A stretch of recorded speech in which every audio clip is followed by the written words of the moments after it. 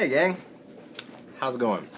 I hope you all are having a great Martin Luther King Day today and that your week 2 has gone well. I just wanted to touch base here at the end of week 2 and just kind of give you some feedback on some things that I've been noticing in assignments and written discussions and things like that. I'll always try to post a video every week.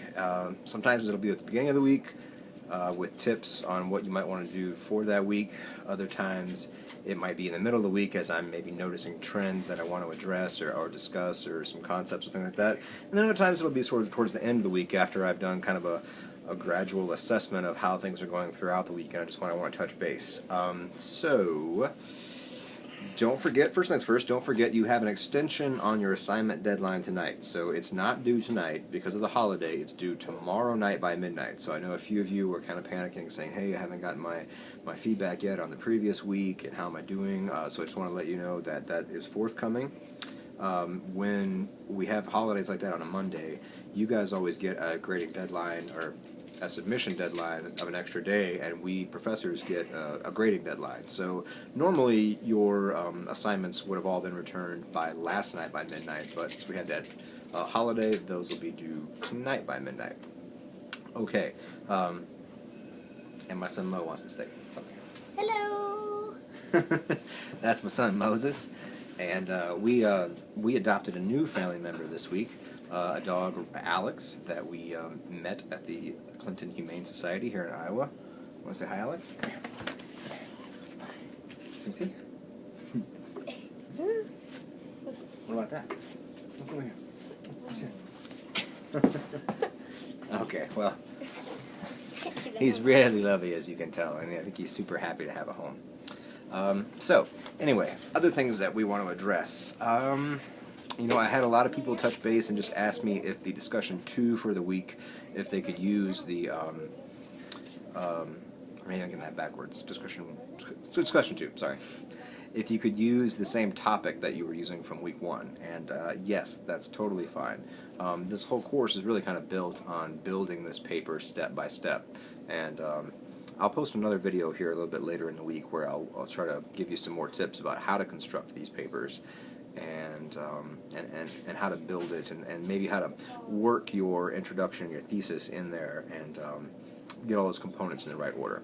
But just for now, take note that the assignment coming up that's due tomorrow night by midnight it will be the topic that you wanted to address for your final paper. And I will have all feedback returned to everybody for that by tonight.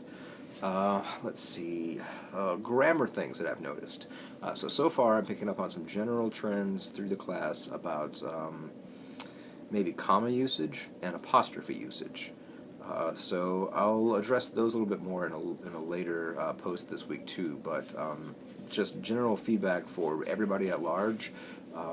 Make sure that you're reviewing your basics of comma usage so that you're avoiding things like comma splices, where you try to connect more than one complete thought but only with a comma, and you need something stronger, a comma or a conjunction or a semicolon or just a period. Again, I will actually have a little bit more information about that in a couple days. This wasn't meant to be like a really lengthy video today. I just wanted to say hi and wish you all a good holiday and kind of touch base. Dr. King is a real hero of mine. He is on a number of levels. One of the great prose nonfiction authors, American authors of the 20th century, without question. And also, a powerful figure for what he was able to achieve in his own time. And also, I like him because he's a human figure. He's accessible. We don't necessarily set him up on a perfect pedestal where he's never committed any flaws. So I appreciate him because he's a real figure who we can look at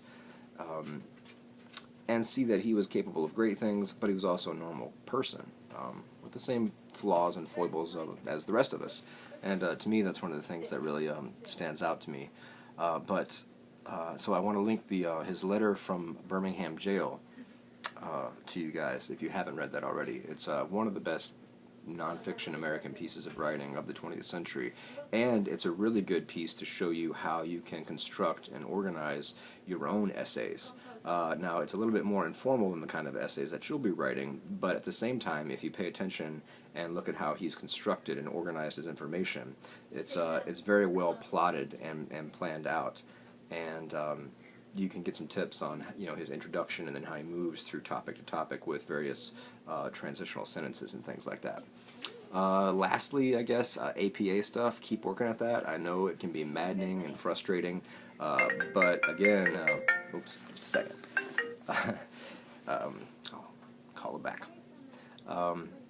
Again, it's just detail work that really requires you to look at the examples given and then your own example and make sure that you can match those things up, and so that one looks like the other. As always, I am here to help, and I really want to be a resource for you, so please don't hesitate to get in touch with me even before tomorrow night. If you want to send me a draft via email of your paper that you're working on for this assignment, I can give you some quick feedback about it and let you know how it's going. I'll be working here throughout the day today. I kind of enjoyed my weekend over the weekend, so it's back to the grind for me today. But for those of you who do have to work today and those of you who don't, I hope you have a great day. And as always, please just let me know how I can help. Thanks. See you guys.